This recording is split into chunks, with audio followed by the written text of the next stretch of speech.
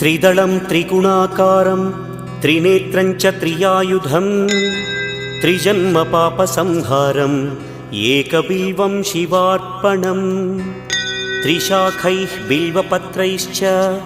अच्छिद्रैः कोमलैः शुभैः तव पूजां करिष्यामि एकबिल्वं शिवार्पणम् कोटिकन्या महादानं तिलपर्वतकोटयः काञ्चनं शैलदानेन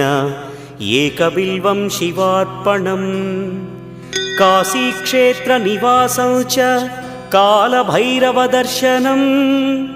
प्रयागे माधवं दृष्ट्वा एकबिल्वं शिवार्पणम् इन्दुवारे व्रतं स्थित्वा निराहारो महेश्वर नक्तं हौष्यामि देवेश एक